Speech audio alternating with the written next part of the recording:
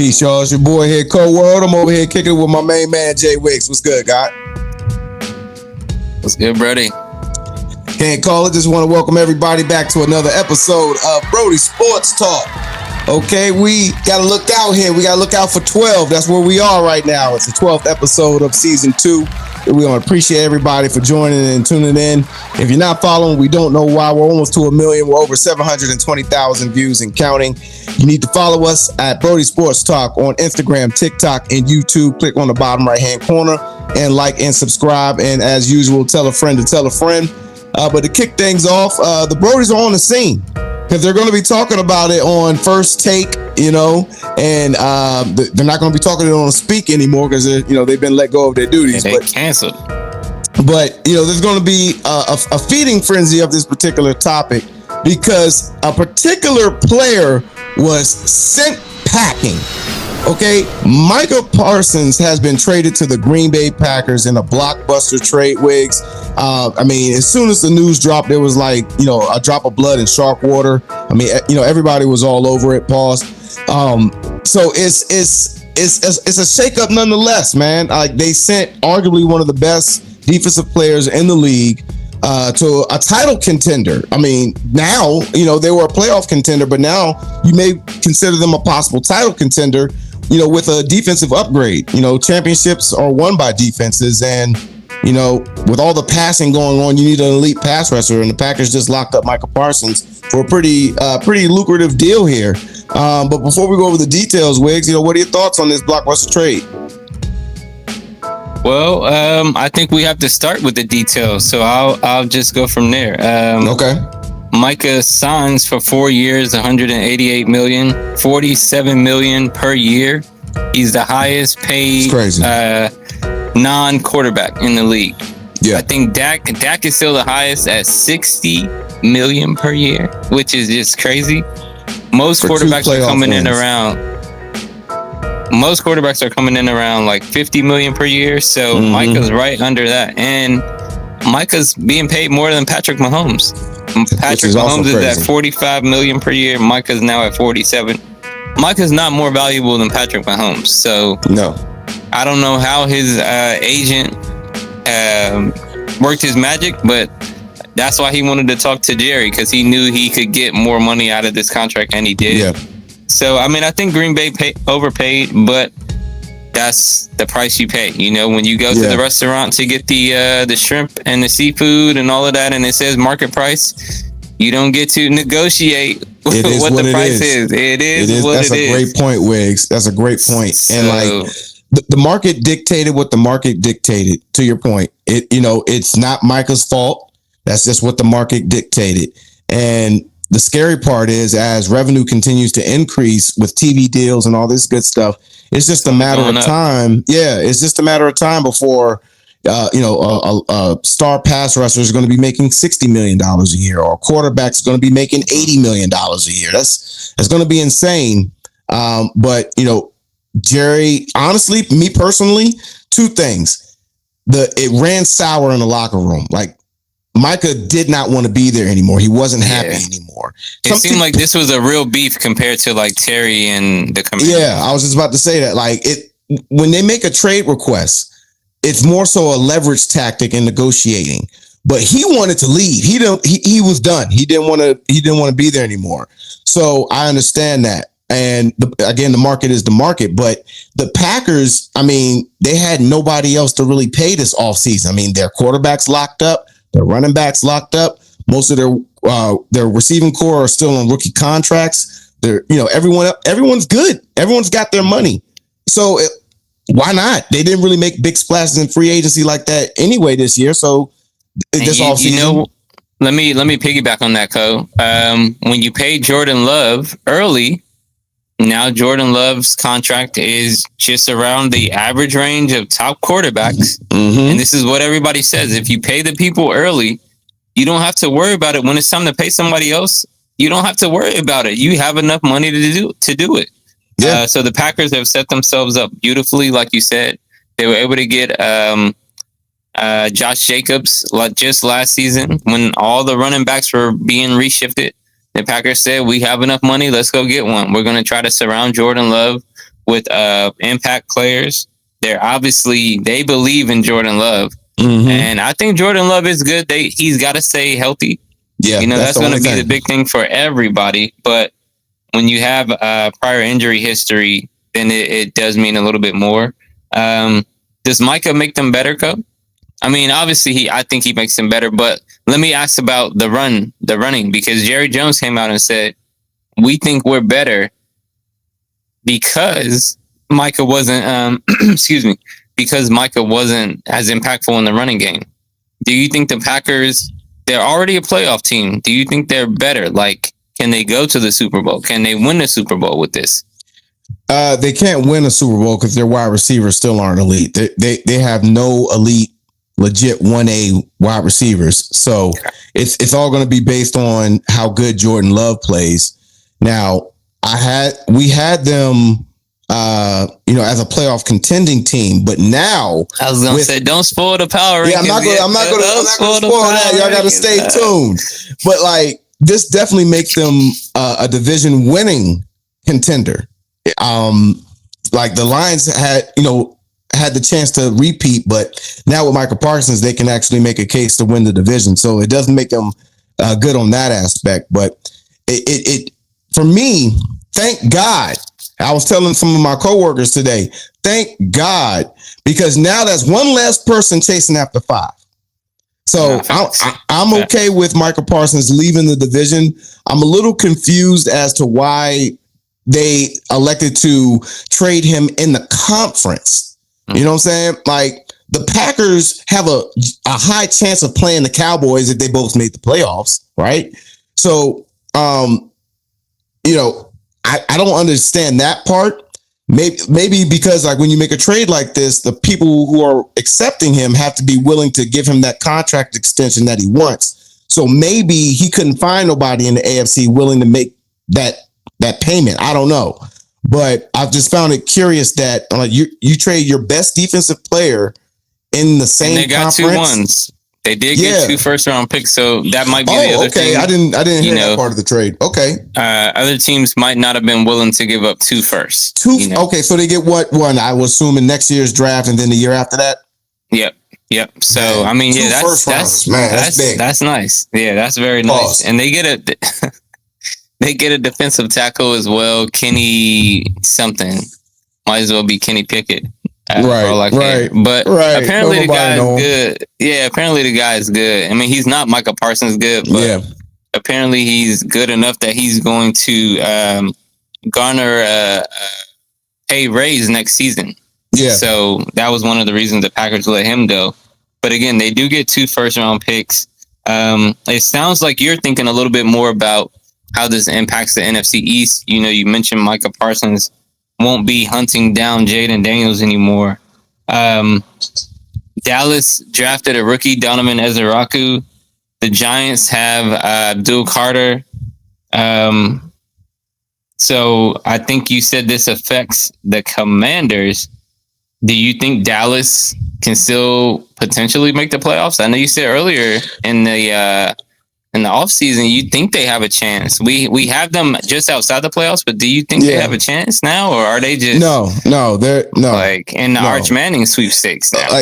They're not going to lose that badly. That I think Arch Manning is going to have a poetic moment by going to the team that his grandfather played for, and that's the New Orleans Saints, because he ain't doing nothing with Spencer Rattler out there. So, but I think what's going to happen with the Cowboys is they're going to experience what happens when you overpay players, or when you give players top tier money that aren't top tier. Like Dak Prescott, yes, he was an MVP candidate not too long ago, but I mean, are we going to sit here and say that Dak Prescott is a top 5 quarterback? No, he's arguably top 10 to top 15, but he's getting paid like he's the best in the league, and he's not. And that's where you lose Micah. Yeah, and then on top of that, you have a wide receiver in CeeDee Lamb who's elite. He was in our top 5 for fantasy players, so he's got his top tier money, right? So now you got 2 players making this money, and there's no room. That's why they couldn't get Henry last year. There's no room to pay Henry. That's why they couldn't get Micah. So yeah, now it's starting to become a problem, and this is why you pay Terry early. You pay Terry early because once Jaden signs his contract, it's no telling if we'll even be able to pay him. So, I mean, that's actually a great transition, Wiggs. Like, you got to pay to play, right? Okay. You know, you have to pay to play. Terry McLaurin got his contract. He's staying here with Washington, right? He's got his 3-year contract extension. If you guys check the film archives, the Brodies called it a month ago. We said 3 years, 32 million, 96. Okay, we said that. On the spot. Now, Tori Hanza. We're sharp over here, bro. But like, obviously, the intricate details just came out as far as like just the breakdown. So it's really going to average out to just about a little over 29 million a year. When you include like incentives and all that good stuff, that's where, you know, he could potentially make up to 96 million. But the biggest thing is he's got a $30 million signing bonus, which is absolutely crazy. Like the moment he stopped his hand from signing the paper, $30 million was deposited into his account. Let me go look at it. I'm looking at the bank account right away. I'm looking at my phone. The minute I'm done, I'm like, hold up, it's buffering. Okay, it's all there. It's all there. You know what I'm saying? So congratulations to Terry. We're very happy that we were able to get it done. Now, I may have called you a Bama on one of my platforms, but I meant it. You were a Bama for letting it, you know, go on as long as you did and ask for that might have made him go in and sign that paper. Like, man, let me. It was a negotiation tactic. You asked for 35 so you can land on 30. But I think for me, as far as just like the impact on Adam Peters' first big contract, this sets a precedent. It says, hey, look, you're going to get paid, right? But you're also going to earn it. Like you're not the days of Washington overpaying players past their prime is over. We're not doing that anymore. You know what I'm saying? You earn your keep here. So it's incentive based so he can get the money that he's quote unquote asking for, but it's within a parameter that's not going to hurt the team when 5 comes around. Tunsil, Lattimore, Debo, Luvu, you know, and the list goes on with the 1 and 2 year players. So I think this is a win for both sides. Typically, I was thinking like, okay, if he got 60 million, it was a win for Terry and a loss for the organization. If they got like 50, it was a win on both sides. But if they got below 50, it was a win on the organization side. And I'm like, that's not possible. But it is, because the guaranteed money is only like 44 some odd million. So the team actually still came ahead. But like Terry did too. You just got $30 million put in the bank. And then when it's all said and done, if you're good as you say you are and as durable as you say you are, after year 2, we'll see. Your contract continues. Exactly. And we may be able to renew or, renegotiate again at some point down the line. And I think Terry is still in his peak. I think that's one of the reasons he got this contract. Like Terry said, he was a 5th-year senior. He didn't have as much tread in college as some other players do. He's never been injured before. He hasn't played every game, but he hasn't had any significant injury. That's pretty big because wide receivers right now a lot of receivers are getting injured. They're coming back, but a lot of receivers are getting injured. Terry has never had an injury. He's the number 1 receiver when it comes to contested catches. So no injuries with a player that's getting a lot of contested catches. That just says he's durable. He's strong. He's tough. He's the heart and soul of this team. He's been the face of the franchise until Jaden got here. He's like I said, I pointed this out to you when we were at the stadium, Co. I see a lot of McLaurin jerseys. That was something I said to you. It was like, we love Terry, man. I'm looking around, and again, when you looked on the Commanders page, all you saw was pay Terry. It was a lot of other messages, but the main message was pay Terry. Like, we do not want to lose this opportunity that we have right now. And I think that's what I said on my post. I'll say this and I'll let you kind of jump in here, Co. I said that's my only critique of Adam Peters is I wanted Terry to have the training camp as well. Yeah. Like I didn't want to lose any momentum. I don't want no reason, no excuse, no nothing. We get the offensive coordinator back. We got the same coaches. We got everything in place. I wanted Terry to be there, and I feel like they could have got this contract done. We said this August 1st when you said 3 years for $96 million. You said that on August 1st. That's 3 weeks ago. 3+ weeks ago. We could have had this done then. That's my only gripe about everything. However, I hope Terry can hit the ground running, don't get hurt. But, you know, if he hits his stride in week 4, I'm not going to be mad at that. Because now the league has to deal with Terry, Debo, Ja'Cory Krosky-Merritt, whoever's going to be at running back, because it won't be Brian Robinson. So, you know, it's a lot to look forward to. But yeah, we needed Terry, and like we said, pay to play. It's the market rate. You got to pay the market rate. Here's the two, I would say, biggest key factors that played into this whole draw out.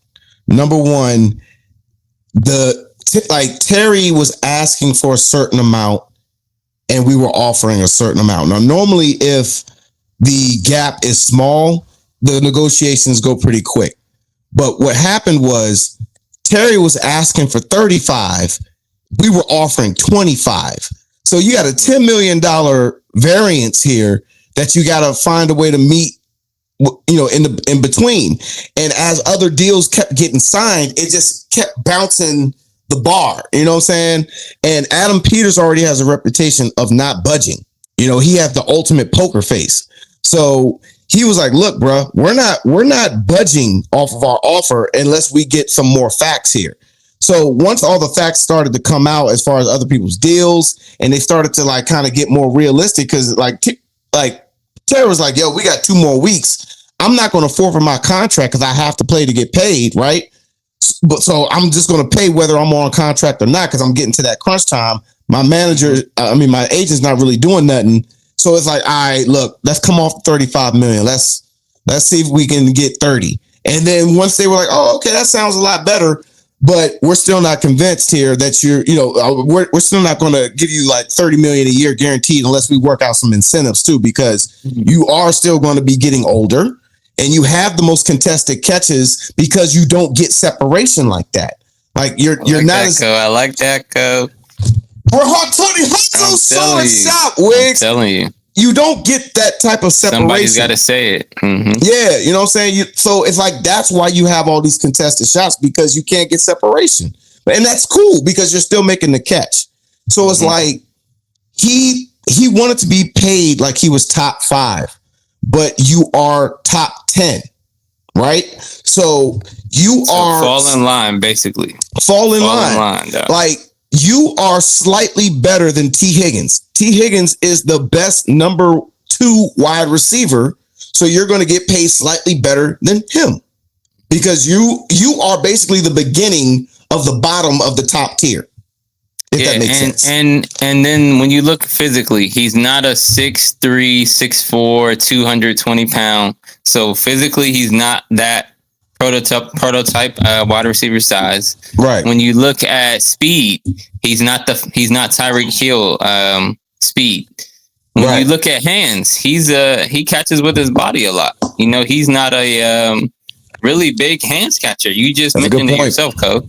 When it comes to contested catches, a lot of your catches are contested because you're not getting that separation. And you can see it in the way that our offense kind of makes plays on the field.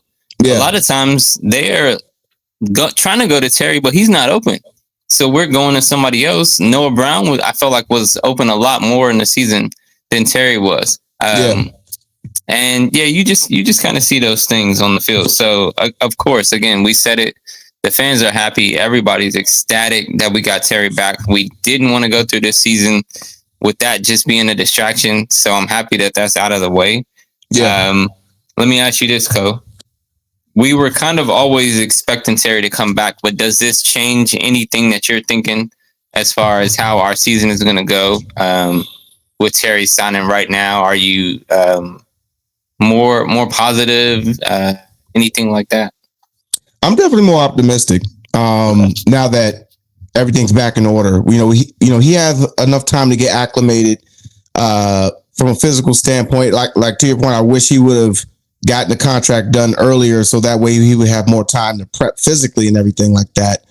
So we're definitely praying against any physical issues with him, because when you are off for like 3-4 some odd months, and then you immediately try to go back to that type of intensity, that's where injury happens. That's where injuries happen. Soft tissue issues happen. You end up having hamstring issues or something like that. So God, we'll pray against that. But the biggest thing for me is now we can actually go into this season confidently as arguably one of the best offenses in the league. And we can say that with confidence. It's no cap. It's legit. We have arguably the best quarterback in the division, the best quarterback in the conference, right? And one of the best, I would say, wide receiver tandems. Like McLaurin and Debo is going to be some dangerous work. And once Lane comes around, he'll go in the slot. And the sky's the limit. I like Krosky Merritt. He changed his number to 22. He went on Instagram and was asking people what number he should change it to. We all voted 22. So I'm glad to see that he's going to enter the season with some new swag there. But bruh, the offense is going to be potent. The biggest question mark obviously is going to be the defense, but we upgraded there too, man. Like if the defense is top 20, we're 2 games better than last year. So 12 wins again. What'd you say? I think the floor is 10. I think the ceiling is 13. Okay. Yeah. Okay. I'll take that. How about the running back room? How you feeling about the running back room? I know you mentioned Ja'Cory Krosky Merritt. Like I said, Brian Robinson has been traded. Austin Eckler dealt with concussions last year, so I don't expect him to play every game. And then we have Chris Rodriguez, and there's one more running back. Not Merritt, who may be right? starting. Yeah, not Merritt. So we got Merritt, Eckler, Rodriguez, and one more running back. But how are you feeling about that running back room in DC? It's definitely going to be by committee. I think Merritt's going to get the nod first, but we have 5, so it's going to turn any running back into a run threat. And unfortunately, we botched an opportunity in this year's draft. We had a bunch of running backs. We didn't pick one up. I trust Adam Peters, So, in preseason, they were available with that first round pick. They definitely were available. But I think protecting 5 was more important. I was rewatching our draft night special, and we said that when we picked up the offensive tackle, we kind of both were like, I'm not mad at it. If you can protect 5, you cannot be mad. So yeah, and also you got to block for the running back, so you need an offensive lineman. So I right now we have like on paper, I'd say it's an average running back room. C, I graded a C, but we have like an A- ish run offensive line and an A++ quarterback, baby. So that's going to upgrade them to a B. So look for it to be by committee. No one's going to run for 1,000 yards, but it's going to be a collective. So you got Jaden. Might have Jaden is the leading rusher again. No. I think they're gonna try to tone down on that, but he's still gonna have like 500 plus yards rushing. Eckler will probably have like 500. Merritt will probably have like 800, and then Rodriguez might have like 400 or something. So like collectively, we might run for 2,000 yards. I can see that. Sure we are. For sure we will. But no pressure. Now, speaking of no pressure, we got a couple of teams, players, and coaches who the Brodies think are going to be under pressure or have no pressure going into the 2025 NFL season.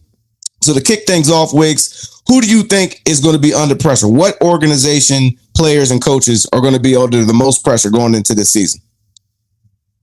All right. So we started the show talking about Micah Parsons, and I think the Green Bay Packers are now going to be under even more pressure.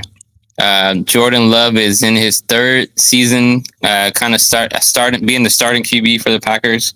And there's a lot of pressure on him because I've heard people on ESPN say he's going to be the best quarterback in the league. Not Jaden Daniels, not Lamar Jackson, Jordan Love. And when you add a player like Micah Parsons, 50 sacks in the last 4 seasons, the only other person to do that, Lawrence Taylor. Lawrence Taylor and Micah Parsons, they're the only ones to do that. So that puts a lot of pressure on those players. It puts a lot of pressure on the team, and it puts a lot of expectations on the coach, Matt LaFleur. Matt LaFleur came in with Aaron Rodgers, didn't do anything. He now has another good quarterback in Jordan Love. They haven't gone far into the playoffs, so let's see if they can make more moves to get a little bit further. But I think the Packers are under tremendous pressure next year. What do you think? Yeah, I agree. I mean, they're under pressure to win the division now because with Micah Parsons, there's no excuse. It's now or never. Yeah, it's now or never. He's got his money, and everybody's got their money, so there's no excuses. And we can say, oh, as long as people stay healthy, well, this is football. It's a contact sport. We can't keep using that as a scapegoat. You have to perform now. Now I will say this, the Packers wide receivers, I don't really believe in them too much, but hopefully Golden might be a golden I was gonna gem say they got the rookie. Okay, hopefully that will work out for them. But they need some weapons. They can't just run with Josh Jacobs. They're gonna blow the tires before the playoffs come. So now for me, I'm going over to Cincinnati, Ohio. Okay, Joe Cool and company. A cool $150 million sunk into 3 players, and you missed the playoffs. So my thing is this: yes, you made the Super Bowl, Joe, but you didn't win, number one, and you haven't been back since. So we can't keep people are acting like he going to the Super Bowl every year. Every freaking year. Like, we got to stop this. Okay. Yeah. You had that great run. Okay. Fantastic. But you haven't done anything. You've had injuries. Okay. You lied about your wrist a few years ago, your ACL the other year, and then last year you can say it was a defensive fault, but I mean, hey, it is what it is. You're still the quarterback in a passing league. So you got the pressure, Joe.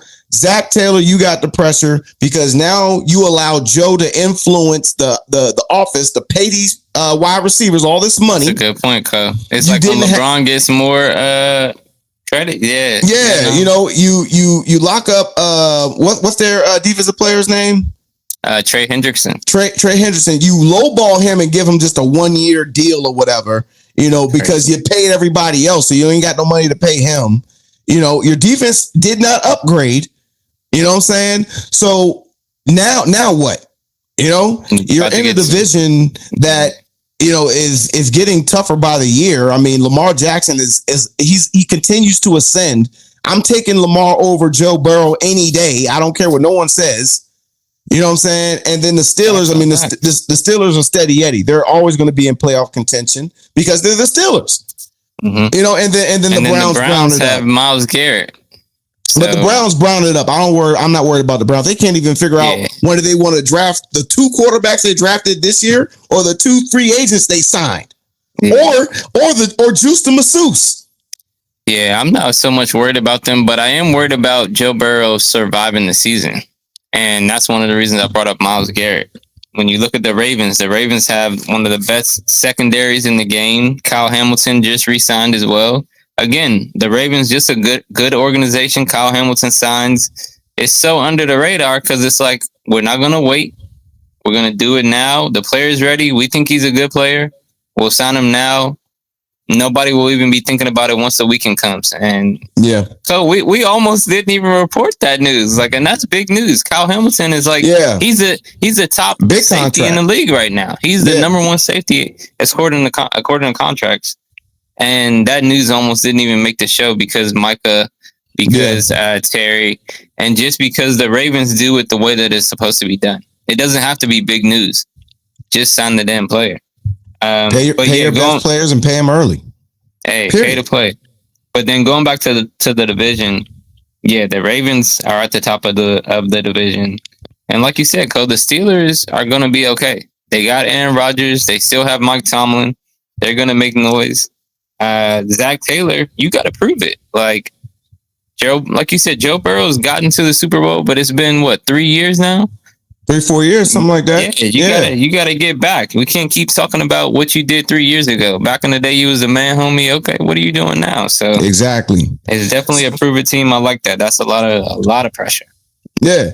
Now, for the teams, the players, and the coaches that don't have any pressure, I'll kick this one off, Wiggs. I think the Kansas City Chiefs, okay, I don't think they have no pressure going into the 2025 season. They're fresh off of a Super Bowl loss where they didn't three-peat, so that pressure is off of them. They're not a defending champion anymore, so that pressure is off of them. And now they can finally go into an off season where they can just focus on trying to win a championship without all of that extra added pressure. You know what I'm saying? Andy Reid, I mean, this guy is steady Eddie all the way, bro. Like, this dude doesn't need a day off or nothing. He's going to ride this thing till the wheels fall off. And now he had a full, pause. This dude has a full off season of no pressure to plan offensive schemes. I mean, your boy Patrick Mahomes got a new haircut. You know what I'm saying? Like, I mean, your boy Kelsey about to lock up a Billy. That's facts.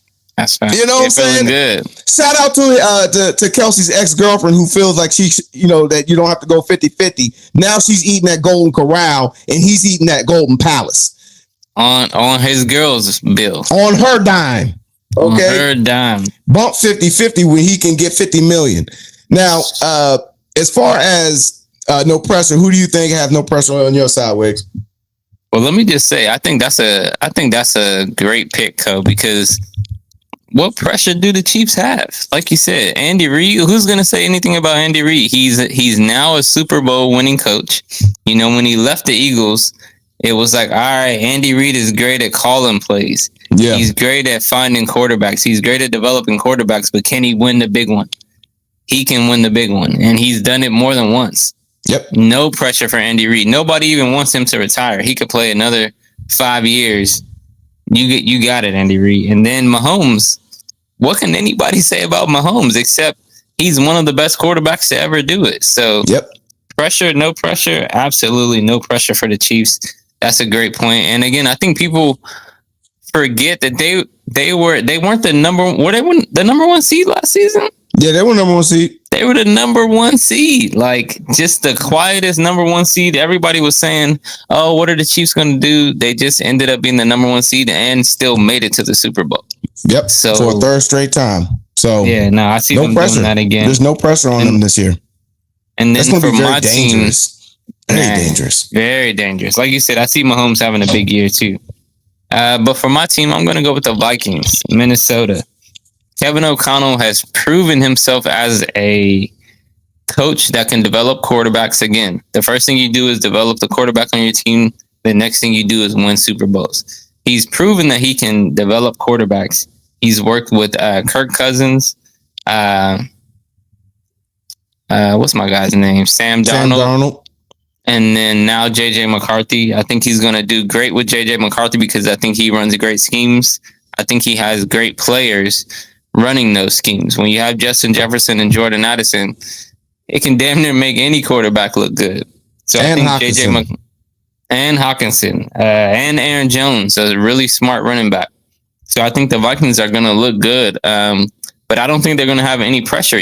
Let's say they have a bad season and they don't make the playoffs. I think they're going to get another year at it. I don't see you're not going to let Kevin O'Connell go. And J.J. McCarthy is a rookie quarterback. He was hurt all last season, so he's coming in again as a rookie. If the Vikings do well, he may end up being the MVP. Like, honestly.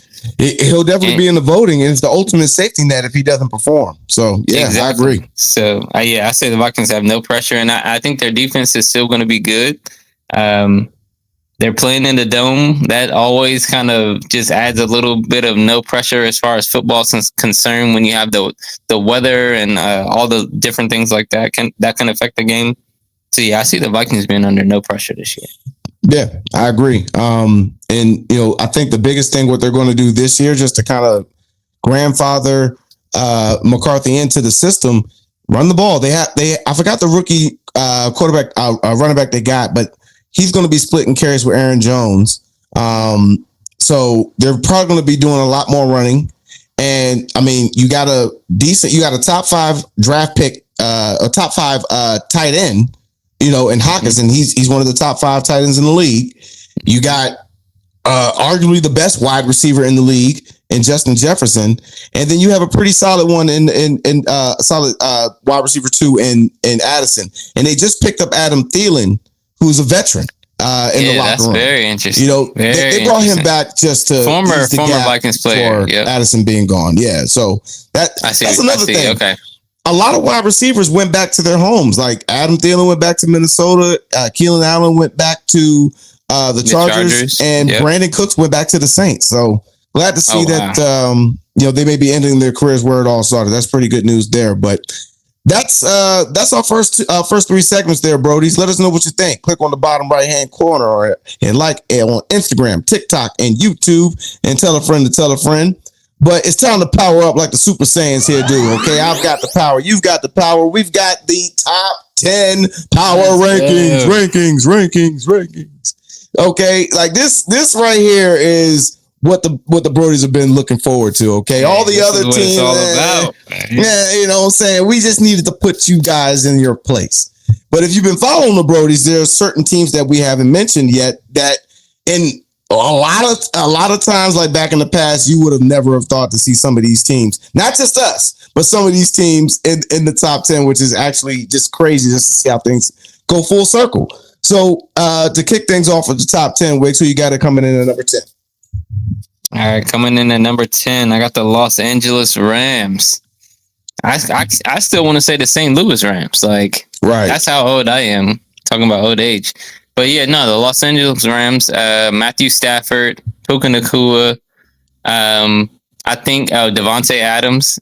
We were talking about Devontae Adams in the mock draft, and they have a really good defense. Jared Verse was working out with Aaron Donald, so he's probably going to take his game to the next level this year. Mm-hmm. So I expect big things out of the Rams. My only trepidation, I would say the reason they're at 10 is because Matt Stafford is dealing with a little bit of a back injury. Stafford. If that affects him at all, I could see him missing some time. Yeah. And I could see them, maybe losing 3 out of 4 games. But with the rest of the season, I still see them coming ahead. So yeah, I got them coming in at number 10. I like it. Like you said, the back issue is going to be the Achilles heel here, or the red flag. I mean, I just pray that everything's out, works out for him, because I'm like, once you can't play with no back injuries, bro. Mm-hmm. So this might be his last year in Los Angeles, or maybe even in the league, period, because he's getting older and he's getting banged up. So I definitely agree with that. Now at number 9, we're gonna go ahead and head over there to Florida. I got the Tampa Bay Buccaneers. I got my main man, Baker Mayfield. Let's go, Baker. We got Mike Evans. We got Gordon. Okay. You got Bucky Irvin. You got Bowles over there. Like, they got something solid. Okay. I mean, they're a consecutive division winner. They've been winning divisions for the past, 3 or 4 years now. Baker got 2. Brady gave him 2 or 3, something like that. So it's their division in the South to lose. So naturally, that's going to make them a playoff contender. And, just with some additional upgrades, I don't see any reason why they can't take it a step further, which is getting a possible playoff win or 2. So I got them coming in at number 9. What do you think, Wiggs? Yeah, I like it. I mean, to me, they're absolutely a playoff team. I don't think anybody else in their division makes it. The Panthers, the Falcons, or the Saints. The Falcons have the best chance, and I think they're just on the outside looking in. Yeah. Hey, Co, I'm on the Baker bandwagon, man. Like, I like Baker. I like what he did against us in the playoffs last year. I think he played really, really well. You said it. He's going to give us a pick. Jared Goff's going to give us a pick. So these quarterbacks are not Jaden. We can't expect him to play on his level and be perfect like that. But I really like what Baker can do. I like Bucky Irving a lot. So I like the Bucks at 9. Again, this is a playoff team. They might be able to win 1 round in the playoffs, but can they go much further than that? No, I don't think they're one of the top teams. Yeah, I agree.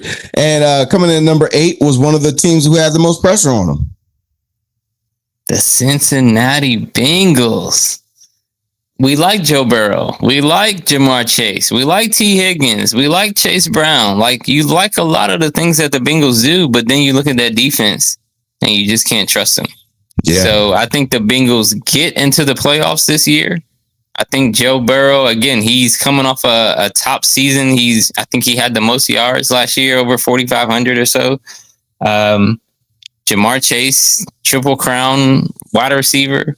You know, you love all those things, but with that defense, you just can't trust them further than you can throw them. And I think that's going to leave them around 8. Again, playoff team, maybe you can win one round. I just don't see you going further than that. Yeah, I agree. I think what their offense is going to have to take it to another level. Now, Brown, what's his name? Chase Brown, the running back. Mm-hmm. Look for him to have a breakout season. Look for him. Quote me, Brodies. Quote me on this one. Okay. Breaking news. Look for him to have 1,800 yards from scrimmage this year. 1,800. I think he's going to be used that much. Pause. Like, this dude is going to give you 1,000 yards rushing. Let me add him to my sleeper fantasy list. Yeah, he's going to give you 1,000 yards rushing, and he's going to give you about 800 yards receiving. The reason why I say that is, I mean, there's no one else going to share carries. But that's number one. Number two, they got rid of their RB2. Number two, they're a pass heavy offense. So their screen passes is a substitute for runs. They feel more comfortable. They do that all game long. Doing a screen pass with him for 2 to 5 yards rather than handing the ball off. And getting 2 to 5 yards. So look for him to get 1,800 yards from scrimmage, half and half. So I definitely agree with that. Now, coming in at number 7 is another team that has another running back that could potentially do 1,800 plus yards from scrimmage, and that's the Detroit Lions. Now, I got them dropping because they lost their 2 coordinators. That's the only reason why I have them dropping. If not, I would have had them ahead of the next team that you got. But that's the sole reason why I have them dropping. They lost to us, so of course they're not going to be above us. And then again, like I said, they lost their 2 coordinators over the last 3 years. So there may be some continuity issues there the first couple of games. But once they get things, situated, they start figuring out they got one of the best backs in the league in Jahmyr Gibbs, who's also a top 50 fantasy player. Then you'll start to see the wheels start to turn, and they'll probably get 10 or 11 wins and still make the playoffs. What do you think, Wiggs? I love the pick. Come on now. We got to represent for Detroit. We got to represent for these great players that Detroit has: Amon-Ra St. Brown, Jahmyr Gibbs, David Montgomery, Jared Goff. What's the tight end that they have out there? Laporta. I mean, the Lions have great players, and then they've got players coming back on defense. We'll see what the defense looks like this year. But I really like the Lions. Yeah, they still got Hutchinson. They still have Dan Campbell. The 2 Dan coaches, Dan Quinn and Dan Campbell, are like the best coaches in football right now, in my opinion. So we'll really get to see how much coordinators matter. Yeah. You lose 2 really, really good, well-respected coordinators. Does it matter? Or do the players matter? Does the head coach matter? We'll really get to see that with the Lions this year. So I'm really looking forward to see what happens with this team. But I think this is a good spot for them. Yeah, I agree. Now, you got the Green Bay Packers coming in at number 6, Wiggs. Any particular reason why? Hey, we had to move them up with the trade news. If we did the show yesterday, they probably would have been 10. With the new trade news and with Micah Parsons coming to this team, I said that's it before. Crazy. This team has the pressure on them. It's not just Micah, it's Jordan Love as well. It's Matt LaFleur. There are a lot of expectations. They have a lot of talent. They've got a good defense. They've got a good offense. Like you said, the wide receiver, they don't have that 1A. But we felt like that when we were coming into the season last year with JD5. It was like, is Terry a 1A or is Terry a 1B? Or is he a 2A? And we kind of feel like Terry's a 1A. So maybe Jordan Love can make these receivers look a little bit better. Like you said, Matthew Golden is coming in as a rookie. He might be able to make the Packers look really good. Their receivers have kind of been like a receiver by committee. And Jordan Love likes to pass. So that might work out okay. we'll see. But I think this is right where the Packers belong with Micah Parsons coming into the team, because I think they're going to be really good against the run, really good against the pass, good offense. Like, man, I'm looking forward to see what the Packers can do. What do you think, though? I think that's very smart of the Packers to add an elite pass rusher, because think about it. You're going up against the Lions, who have one of the best receiving tandems in the league. Best divisions. Yeah, we talk about this. You got to get after the quarterback. Then you got Mr. Bears Runway. and the Vikings. Yeah, you got Mr. Runway over there. You know, what's it called? Mr. Housewife. Mr. Housewife, Caleb Williams. You know, but you got to get after him because he's a loser. The Real Housewives of Chicago. Yeah, you know what I'm saying? The Real Housewife of Chicago over there. I'm sorry, Tony. We got to fry your mans up. We got to fry him up. But, you know, and then of course you got a rookie quarterback in McCarthy. So, like, you know, the best way for you to control the narrative of a game is to have a stout pass rush where you can take one element away from the game. Like, if they can't pass, you know you ain't gonna be able to run because it's just gonna stack the box. So I like where they're at. And there's and another if Green Bay team gets off to some leads, then they can just let Micah put his ears back and go. Yep. Go take get the leash off. Go play. You know what I'm saying? Now, speaking of playing. Speaking of five, we're in the top 5. Super Bowl. Super Bowl. 5. You can't mess with 5. 5 is 5. Okay? Like, it's legit, man. Like, we are a top 5 team. I don't care what nobody says. A lot of these rankings, these power rankers have us at 5 or at 6. You know, there's not one power ranking out there that you can find that you will not have the Commanders in the top 10. You know what I'm saying? Not one. Okay. And if you think that we're not top right 10, you're delusional. Fan. I know, right? Yeah, I feel like I'm in a dream world right now. This is freaking crazy. Like, we're legit, man. We have one of the best quarterbacks in the league. Okay, I mentioned earlier that our wide receiver tandem is pretty decent. I mean, we got a top 10 wide receiver in Terry McLaurin, and we have a former All-Pro wide receiver and Deebo Samuels, who's top number 2. Yeah, if you call him a number 2, he's a top number 2. Yeah, and he's the best gadget player in the league. Like, he could do it all. So, you know, with that, of course, you know, when it comes to coaching, like you mentioned, Dan Quinn is one of the best coaches in the league. That, the camaraderie between the offense, a quarterback, like I said before, Brodies, the most pertinent year in a quarterback's development is the off season from a rookie season into year 2. And it's so important to stay in the same offensive scheme because you stunt the quarterback's development when you do that. The off season is meant to look at all the rights and wrongs and strengthen your weaknesses and perfect your strengths in that same system. Now that JD5 is able to do that, he's a film nerd. He's a gym rat. Do you think this kid can't win MVP? Brian at the game thought so when we interviewed him when we were on location. What do you think, Wiggs?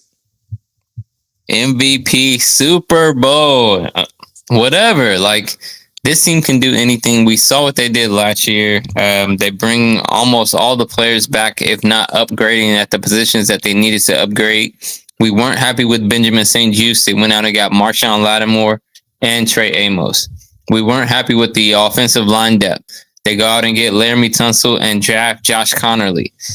We're adding players at the positions that we need. We really were worried about Terry McLaurin. They go and get Terry McLaurin. Get him now. Give him about a week and a half to get ready. Again, like I said, if he's not ready by week 1, but he's in the best shape by week 4, we're good. We're good. Yep. Yeah, we're good. Going from there. They can beat anybody. And I think when I look at the rankings, it's kind of like the Bengals. We beat the Bengals last year, and it came down to offense. Who had the ball last? We ended up having the ball last. JD5 makes a throw to Terry McLaurin at the end of the game. Again, the best players make the best plays. The same thing is going to happen this year, and I think you have the Commanders a little bit further than the Bengals. The Bengals at 8, Commanders at 5. Because the Commanders might have just a little bit better defense. Again, Wagner wasn't the best linebacker when it came to the passing, but when it comes to the running game, Bobby Wagner is still one of the best. Yep. He leads the league in tackles every single year. He did last year as well. Yep. Frankie Louvu can still rush the passer. Von Miller can still rush the passer. Yep.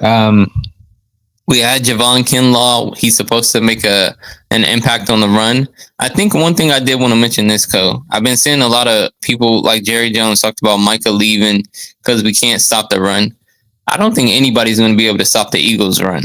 Like, if you're trying to stop the Eagles' running game, that should be different from everybody else. Yeah. You know, if Dallas is running all over you, that's a problem because they don't even have a running back. Yeah. If the Eagles are running over you, you just got to understand that that's a great offensive line. That's Saquon Barkley. That's Jalen Hurts. Who's a running threat. Like, it just kind of is what it is. But can we stop the other teams? Like you said, can we get a top 15, top 20 defense? If we can get that with the offense, yeah, Super Bowl. Now, speaking of Super Bowl, this particular team just can't get over the hump. But this year they may have a shot. Who you got coming in at number 4, Wiggs? Ooh, coming in at number 4, we got the Buffalo Bills. We've already seen what they've done in the past. They're the team that made it to the Super Bowl 3 years in a row and couldn't win one of them. They're doing kind of the same thing nowadays. Josh Allen just in the AFC Championship, right? Exactly. Josh Allen is coming off an MVP season, which, again, should he have even won the MVP last season? We think somebody came ahead of him. We'll see who comes up next in the countdown. But Josh Allen is one of the best quarterbacks in the league. Hands down. You can't deny it anymore. Again, Co, you mentioned it coming off his rookie season. It would throw the baby out with the bathwater. Like, it was bad. You would have thought he wasn't going to make it. So to see him have this turnaround, he's a big quantum leap. He's a big reason that the Buffalo Bills are where they are. That they are a top 5 team. It comes down to Josh Allen. They re-signed James Cook. That's a big re-signing. They needed him. Again, it's just like Terry McLaurin. Terry McLaurin gets 13 touchdowns. I think James Cook got 11 or 13 touchdowns as well. You need those players to come back to keep that continuity going. The Bills are able to do that. We see they don't need a Stephon Diggs or even whatever the other receiver's name that they lost. He got cut from the team that they let him go to. I think it was Amari Cooper. Amari Cooper is still playing, but there was one before the one they had the year before him. Can't even remember his name because I think he went to the Jaguars. Gabe Taylor? Gabe something. Yeah, Gabe Davis, Gabe Taylor. I don't know. I think it's Gabe Davis. Yeah, you got to prove it, and he did not prove it. But Josh Allen kept proving it, and that's why the Bills come in at number 4. There's still some other quarterbacks, Mahomes, Lamar, some better teams, but Josh Allen is right there with the best of them. Yeah, and I think, like, just so we can clear up any potential controversy with this pick, because the Bills did beat the Ravens, who I have at 3, right? But I think Lamar is the better quarterback, and he should have won the MVP last year, okay? They did lose to the Bills, so I do take this particular ranking with a grain of salt. But I think the Baltimore Ravens are the better team, man. Like, they have the better quarterback, like I said. They have the better running back. Are you taking James Cook or King Henry? I'm taking King Henry. I don't know any of the tight ends over there in Buffalo, but I still take Likely and Andrews. And like I said, they just locked up Hamilton. So they're, I like their defense, and I also like their coaching. So I think the Ravens are the better team. They may have lost last year, but I think they're the better team overall. What do you think, Wiggs? Exactly. They lost when Andrews dropped the ball in the end zone. They didn't lose because they just weren't better. They lost on a play where they could have won. So the Ravens are right there. Lamar Jackson is right there. I think Lamar gets even more comfortable this year. I think King Henry goes for almost 2,000 yards again. I've seen his off-season workout routine. He's 1-1. 1,500, Wiggs. We called 15. We called the over. Yeah, just give them the damn ball. I think the Ravens just comes down to coaching. If John Harbaugh does what he's supposed to do, the Ravens should be the number one team.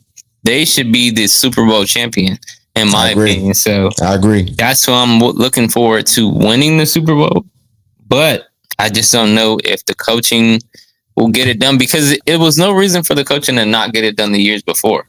Yeah. We knew what they needed to do. Last year, in the game that they lost last year in the playoffs, they didn't give Derrick Henry the ball more than 20 times. And we said that was the recipe for success for you. Yeah. Give Derrick Henry the ball. They didn't do it. So will they do it this year? I hope so. If they do, I think they can be the number one team. If they don't, I think they'll end up being the third best team and not making the Super Bowl. And just, man, I don't know if they let go of Harbaugh after that. That would be a question. I don't know, Cole. Do you think is Harbaugh under pressure, Cole, if he doesn't win the Super Bowl this year? I think the Ravens have adopted the Steelers mentality, which is a longevity type of approach. Don't over panic. Who are you going to get to replace him that's going to do better? You know what I'm saying? Yeah. So he is a good coach. Yeah, he's a great coach. He's a Hall of Fame coach, if you ask me. Met the man several times. He's a real good guy. Now he's definitely the white guy. I mean, the right guy. So if they come in at third, Wiggs, that means they're going to lose in the AFC Championship to whom? Who's coming in at number 2? The Kansas City Chiefs. Man, I don't want to say it, but I mean, when you have Mahomes, it's just like Jaden Daniels. Like, Jaden Daniels is at 5. We think that highly of him. This is how highly you have to put Mahomes. Like, still, that's the crazy part. He's that guy. He's that guy. And this is the thing that we learned about Mahomes last year. We saw that he put winning over stats. Mahomes, that's a good point, had games where he could have had touchdowns, and he would rather run out the clock than get the touchdown. Get the win. Because running out the clock is going to get him the win. Yeah. So when you see Mahomes is at that part of his career, and he's only in his like 5th or 6th season, he's not in his 15th season. He's not like 40. He's still in his 20s, I think. He's already caring more about winning than he is about stats. That just tells you the type of quarterback that he is. You have Andy Reid back there calling the plays. I mean, the Chiefs, they have Pacheco coming back. Rashee Rice is going to miss some games. For sure, that's going to be difficult. But the reason you have him at number 2 is because this is not just regular season. It's playoffs. So they can get in as the last seed. But as the last seed, if you have Mahomes and everybody else comes back to play, then they go on to make it to the Super Bowl. So that's why the Chiefs, to me, make it to the number 2 seed. I think they make the Super Bowl again. They definitely in my opinion, make the AFC Championship game again. Like I said, I think the Ravens can do it, but I think it's going to be between the Ravens and the Chiefs. And right now, my money's on Mahomes. If I got to put my money down, I'm not betting against Mahomes. He's Brady at this point. I'm not betting against him. The Super Bowl goes through Kansas City. There's just no way around it. It is what it is. If you want to get to the Super Bowl, you have to go through Kansas City. Period. Their defense is still stout, right? They locked up all their good players on the defense. There's no pressure for them this year because they're not defending the title or trying to three-peat or none of that crap. You know, it's just going to be another smooth sailing season for these guys. I mean, they've shown that they can win the championship when they're the number 1 seed, and they show that they can win the championship when they're on the road. They can do it anyway because they're the perfect team, period. Now, there's a team that they lost to, which I think is actually starting to develop a little bit of a rivalry here because they played each other twice in the Super Bowl, and one has won one of each, and that's the Philadelphia Eagles coming in at number 1. I think that's a no-brainer for the Brodies out there. I mean, they got the best defense in the league. They have the best offensive in the league. They have the best running back in the league, arguably. They have one of the best wide receiver tandem in the league, arguably. They got one of the best coaches. They got one of the best rookies. They got one of the best quarterbacks. And not only that, y'all, they're locked up for the next 3 to 5 years, and they got their rookies locked up. And they have their replacements at draft picks under their rookie contracts. the Philadelphia Eagles, if they play their cards right, Wiggs, and I'm saying this as a football fan, if they play their cards right, they can win at least another 2 Super Bowls in the next 5 years. That's no cap. Yeah, easily. I mean, yeah, like you said, Cole, this is a team that's in our division and we're putting them number 1. Like, we don't want to put the Eagles. No. If we had any reason to put them lower, we would. You saw how people were talking about the Eagles last year, and I was kind of one of the ones that was like, nah, I think the Eagles are good. Like, Sirianni even turned me into a believer. You know how I felt about him last season. That's what I'm saying. So, yeah, people didn't want to believe in Sirianni. Like, people wanted to doubt the Eagles, but the talent is, and that was kind of what I said last year. Take Sirianni out of the picture. Saquon is one of those players that, again, the Giants should have never. You don't let Saquon go. He's too talented. He's too much of a glue guy. Like, he doesn't need the ball, but if you give him the ball, he's one of the best with the ball. AJ Brown, we saw how AJ Brown kind of was last year. He started reading his How to Be Great book. You know, like, this is a team. Jalen Hurts is not just a good player. He's a great quarterback. He's good at the little things. He knows how to keep his team in check. He knows how to, give the motivational speech before the game. He knows how to keep everybody calm and cool and collected. Hey, AJ, we're not going to be going to you right now, but let me talk to you. Let me make sure you're still in the game so you can make the winning block for Saquon. Saquon, we're going to need you. Or Saquon, hey, we may not be going to you. We got to get AJ Brown and Devontae Smith the ball, but make sure you make this block. Like, the Eagles are just in such good, it's a good franchise. Yeah. And I think that's what you see. That's why they're the number 1 team. It's because they're the number 1 franchise. They're well run from top to bottom, and they have good players. Like, you can be the best franchise. We see what the Spurs are without good players. You still need your Tim Duncans. You still need your Manu Ginobili's and Tony Parker's. Yep. So the Eagles have that with Jalen Hurts. He's signed for the next 4 or 5 years. AJ Brown is signed. Devontae Smith is signed. The rookies are signed. It's everybody's scary, man. It's scary. It's gonna make us better. That's the last thing I'll say, Cole. It's making everybody exactly. It's making everybody in our division better. We're thinking, how can we beat this team? And in doing so, by the time we made it to the playoffs, we were able to beat the Buccaneers and we were able to beat the Lions because we're thinking about the Eagles. Now the Eagles still whooped our ass. They still beat us in the playoffs bad. That was a good old fashioned Joe Jackson. Exactly. So our entire offseason, we're thinking, how can we beat the Eagles? We got in a little bit bulkier up front, but it's all to beat the Eagles, the number 1 team. Yeah, I agree. I mean, if you have to mimic the ones that are doing it right. You know, like we talked last week, Brodies, in the at the end of a Ron Rivera era, the draft picks just weren't panning out. The decisions, and in the higher ups in the offices, they weren't getting it right. But now we're getting it right. So being a top 5 team is going to give us a chance to win a Super Bowl. The window is open. It's our opportunity, and right now, we got to take the Eagles off the throne. They're the number 1 team, and it is what it is. But that concludes our power rankings there, Brodies. Again, thank you for tuning in. This actually is the last episode of the official off season. Okay, next week football is coming. So next week we're picking up our game reviews and picks. Wiggs Parlay Locks is coming back. Fantasy is coming back, y'all. We are back. College football is already here. Shout out to the college boys. Shout out to the college football Arch Manning out there. A little Arch Manning. The second coming, man. I hope everything works out for them out there. We got some pretty good games coming up this week. I think Ohio State is playing Penn State this Saturday. So big game. Colorado's gonna get on the field. We'll see what Deion's doing. Norfolk State, I think. Norfolk State. I think they lost tonight. They were playing tonight. Oh, they played tonight.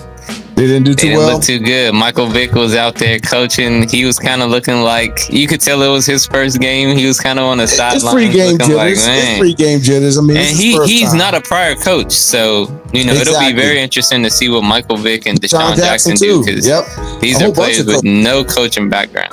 Yeah, it's gonna be interesting, man. We'll definitely be following some college football as we go into the football season. But Brodies, football is back. Okay, we're gonna see y'all next week. It's the Lord Cole World. It's the God over there, Jay Wiggs. It's Brody Sports Talk, y'all. We'll see you next week. Peace.